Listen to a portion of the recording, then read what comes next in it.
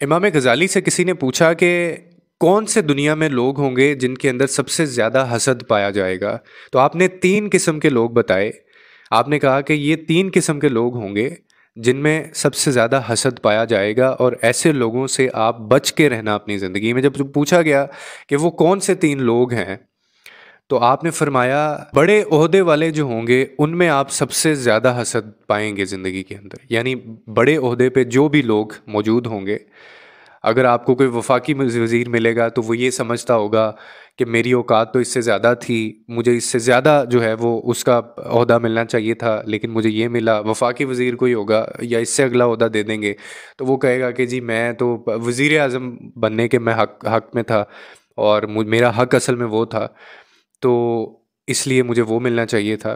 यानी वो लोग जो बड़े बड़े ओहदों के ऊपर फाइज हैं, जो बड़े बड़े ओहदों पे मौजूद होंगे, उनमें दूसरे लोगों की बनिस्बत कदरे ज़्यादा हसद पाया जाएगा। दूसरी किस्म के लोग जो उन्होंने बताया, आपने कहा कि वो लोग जिनको अल्लाह ने बहुत ज़्यादा माल दिया होगा ज़िंदगी के अंदर, यानी मालदार जो लोग होंगे, सबकी बात नहीं कर रहा, लेकिन वो लोग जिनमें हसद ज़्यादा पाया जाता है कि उनके पास माल भी बहुत होगा लेकिन फिर भी वो हसद करते होंगे, लोगों की खुशियों से जो है वो जलते होंगे और उनको अपनी खुशियाँ, अपना सुकून, अपना पैसा जो है उसको लेके बड़े इनसिक्योर होंगे अपनी लाइफ के अंदर, जो सबसे ज़्यादा मालदार लोग होंगे।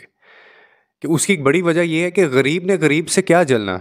मतलब गरीब आदमी है, उसके पास कुछ भी नहीं है, वो गरीब से नहीं जलेगा। उसके पास है ही कोई चीज़ नहीं है, ना इतराने के लिए, ना गम करने के लिए, ना अगले बंदे से जलने के लिए या हसद करने के लिए।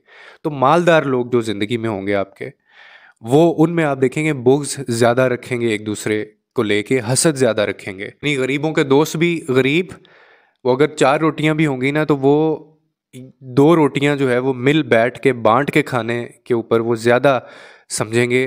बाकायदा इसके कि जो अमीर लोग होंगे, हसद सबसे ज़्यादा ज़िंदगी में आप करते देखेंगे तो वो लोग होंगे जो अमीर होंगे, मालदार होंगे। शायद आपको ये बात पता भी हो कि इसको बहुत बड़ी एक फ़साद की जड़ भी कहा गया है। इसको बहुत बड़ी रिश्तों की और जो अलैदगी की जड़ है, या फिर रिश्तों के अंदर जो फसादात होते हैं, इसको बहुत बड़ी फसाद की जड़ कहा गया है। माल दौलत, भाई भाई जो है वो भाई अगला, जो भाई भाई हैं वो एक दूसरे से अलग हो जाते हैं, मुंह फेर लेते हैं, एक दूसरे के गिरेबान तक पकड़ लेते हैं, सिर्फ इसी एक मसले की वजह से। पूछा गया कि तीसरी किस्म के लोग कौन हैं, तो कहा गया कि इल्म वाले। यानी जो इल्म वाले हैं वो भी अल्लाह की तकसीम के ऊपर राज़ी नहीं होते। जिस तरह से राज़ी होना चाहिए वो अल्लाह की तकसीम के ऊपर उस तरह से राज़ी नहीं होते।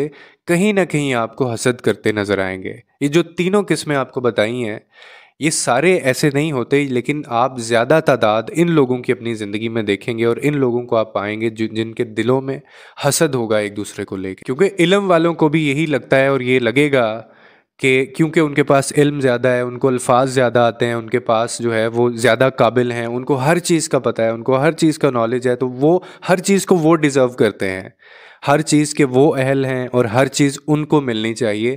ये उनका एक थॉट पैटर्न होता है।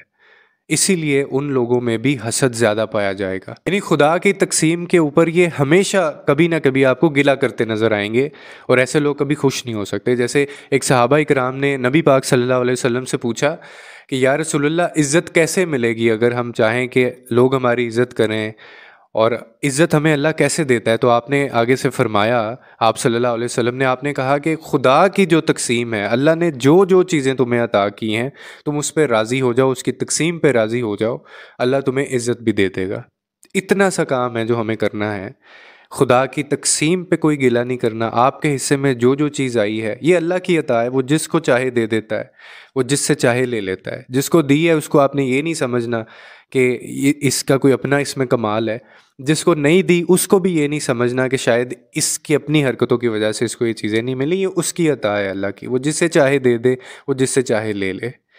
और बस अल्लाह का अच्छा गुमान करें और कोशिश करें कि आप इन ये जो 3 किस्में बताई गई हैं हसद करने वालों की, इन तीनों लोगों में कभी शामिल ना हों। उम्मीद करता हूँ आपको इस वीडियो से कोई ना कोई अंडरस्टैंडिंग मिली होगी। लोगों के लिए आसानियाँ पैदा करें, रब आपके लिए आसानियाँ पैदा करेगा।